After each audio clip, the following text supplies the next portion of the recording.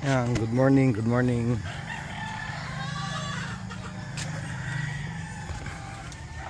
Time check tayo, alas 6. Ito yung mga gamit natin yan. Nalinis ng bata natin yung ano. Tuwing umaga po kami. Yan, sila ating handler, si RD Talpunit. Nililinis po nililinis po kagad ng tao natin itong ano, paiputan.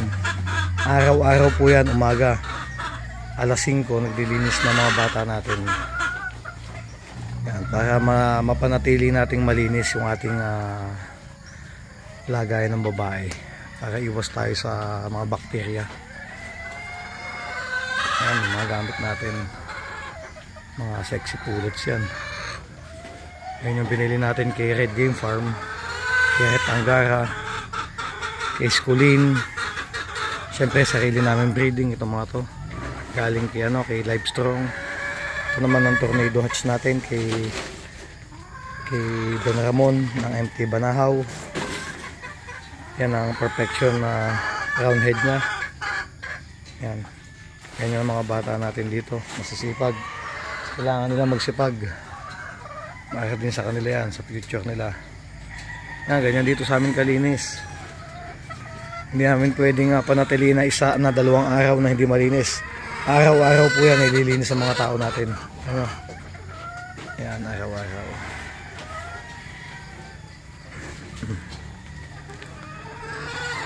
Yan.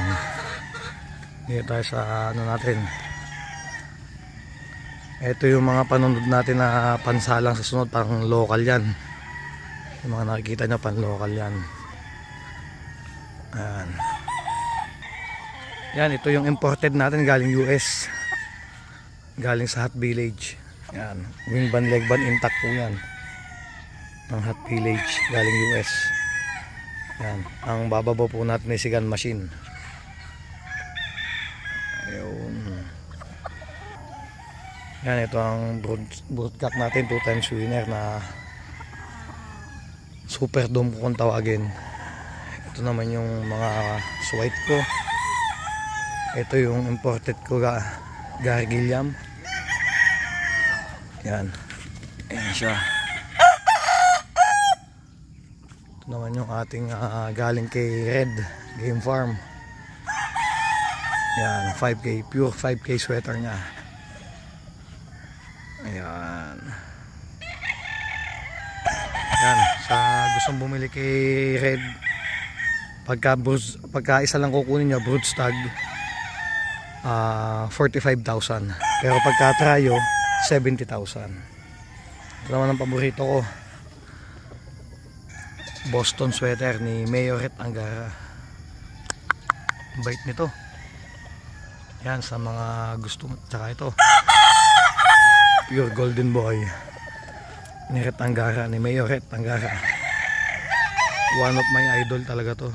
Tagal na nito, 2018 nung makausap ko siya. So medyo nagka-problema ako sa trabaho, hindi ako nakabili. Ngayon nakakuha ko na siya. Rekta, pumunta ako sa Baler. Ayan, ito yung mga ginagamit kong ganito. So gumamit lang kami ng gumamit kami ng 11 na ganador. Yan. Siyempre hindi mawawala yung mga swipe ko. At yan talaga ang aking bloodline ng A&A. Yan ang nagpakilala sa amin. Ayan. Yan. More on tuto kami sa breeding dahil kailangan ayoko mahuli. So ito yung 2 times winner natin na swipe. Ayan. Sa mga nagtatanong po, hindi po ako nagamit ng high station na ganador. Pero yung iba, ang gusto nila high station. Ako hindi.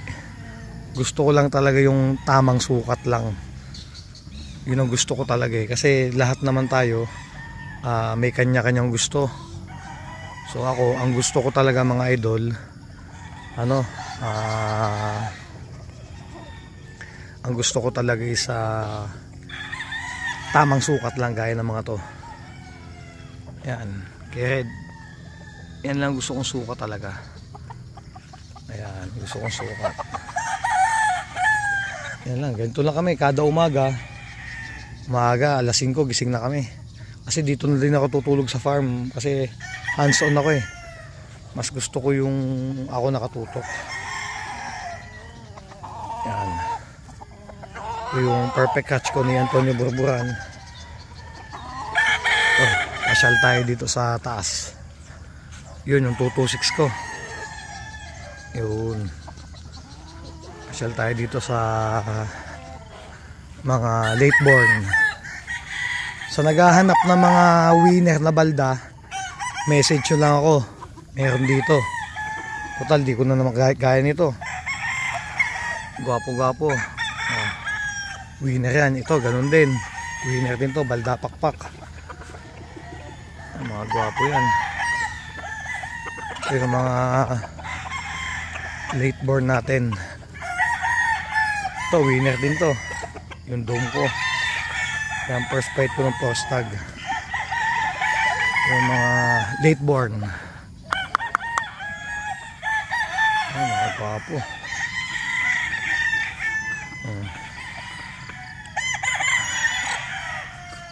Ay mga late born yan.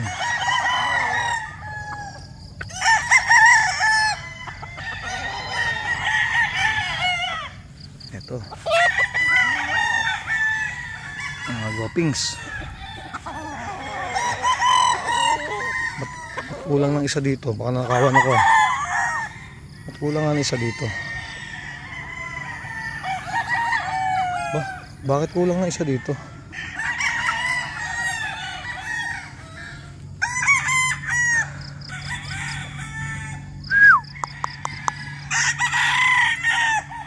Ito mga late born ko to.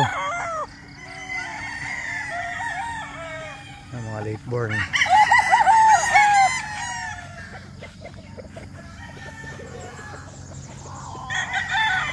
Mga late born yan.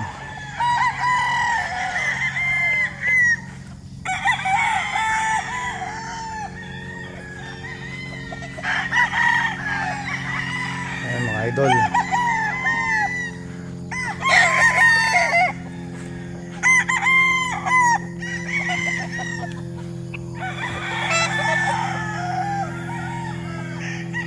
Ulanan dito ng ulanan sa Batangas.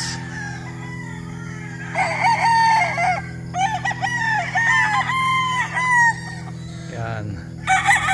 Doon ha sa ano sa gusto ng mga month old na materyales, mag-message kayo. Mag-i-release na po ako ngayon. Mag-i-release na tayo ngayon. Para naman na yung mga medyo low budget matulungan ng ANA Game Farm. Para matulungan ko kayo kahit paano. Ayan sila.